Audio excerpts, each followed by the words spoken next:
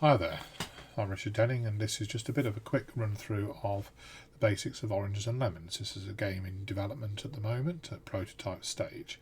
Oranges and Lemons is based upon the nursery rhyme Oranges and Lemons, which there is a much longer version of than the modern, quite well known version if you dig back into the history. And what we're doing with Oranges and Lemons is that you are a merchant or a entrepreneur, a salesman, and you are getting involved in all sorts of areas of activities that went on in early 18th century London. Now, to start with, you can't do an awful lot. You can only carry around one crate or one cube of goods. However, as the game goes on, you're going to upgrade that transportation and storage space, getting things like hand carts and horse and carts and ships, and maybe a warehouse. You're going to get involved in being a benefactor and by buying bells for various churches around London. They're going to give you little bonuses. You'll get involved in the money lending business. You might invest in stocks and shares. You may invest in potentially risky but occasionally lucrative expeditions to the East Indies. You'll be buying and selling goods, you'll be fulfilling cargoes, and you will get involved in politics, possibly trying to become the Lord Mayor of London. So, this is the board for Oranges and Lemons. It is inspired by that nursery rhyme, Oranges and Lemons, say the bells of St Clemens. You owe me 5 farthings, so the bells of St Martin's. When will you pay me, so the bells of Old Bailey. When I grow rich, say the bells of Shoreditch. When will that be, say the bells of Stepney. I do not know, says the great bell of Bow. However, as I said, there is a longer version. We found 16 or so verses knocking around, if you dig into the history of this rhyme, that describe all these different areas of London. So, in the game, it is a worker placement game. You'll be placing the workers that will start off on this track around St Paul's Cathedral and place them onto the locations around the board. Then, once all the workers are being placed, we will run through the rhyme from space 1 all the way through to space 16 and do the things that are on that space. Meaning that you have to plan a little bit your order of where you're putting your workers, because you have to make sure that you've got the money before you can spend the money, and so on. So let's have a very quick look today at these areas. So, space 1, Oranges and Lemons, so the bells of St Clemens. These are the fruit markets and the key that sort of the fruits were brought ashore. So you go there to buy resources, in this case fruit. But bullseyes and targets, so the bells of St Margaret's. This is the archery butts. Archery sort of practice was done here and competitions and so on, so you can go there to get some money, some free money. Brickbats and tiles, so the bells of St Giles. This is a place for the stonemasons, and so another resource location where you can go to buy red cubes, which are bricks or stone. Halfpence and farthings, so the bells of St Martin's. This was part of the money lending business, and here you get to issue loans. This is you pay money out. You are lending people money to the bank, to the game, and you'll be getting interest payments back on those loans through the game. Pancakes and fritters, say the bells of St Peter's. This is another resource location. This was an area where cakes and things like pancakes and so on were made, so you're buying the foodstuffs there. 2 sticks and an apple, say the bells of Whitechapel. So it's a bit of a curious one here, because this is, but it's thought to relate to handbells and be a reference to handbells. But Whitechapel was the place where a lot of the bells were made. It was the bell foundry for a lot of the churches.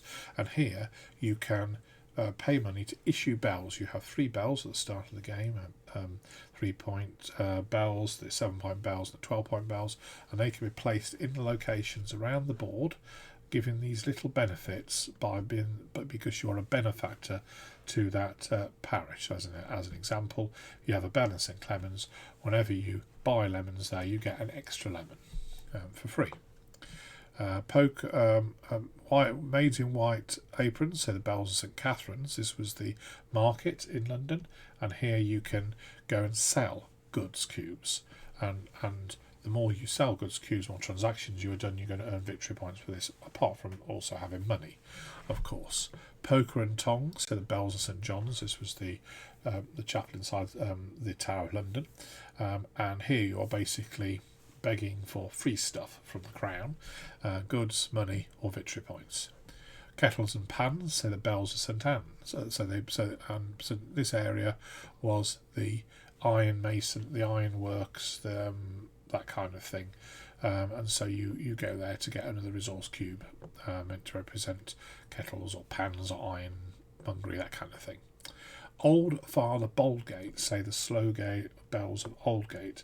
So this is the patron saint of transportation and travel. So we've used it as a location where you upgrade your your transportation network. Remember I said that you can only carry one cube around with you. Well, this allows you to upgrade that to have more cubes, which means you can do bigger deliveries and cargoes and so on. You owe me 10 shillings, say the bells of St Helens. This location is also involved in the finance district of London, and it wasn't very far from where the origins of the stock market came to be. So this is a place where you can go to buy and sell shares and get involved in the early stock market. When will you pay me? So the bells of Old Bailey.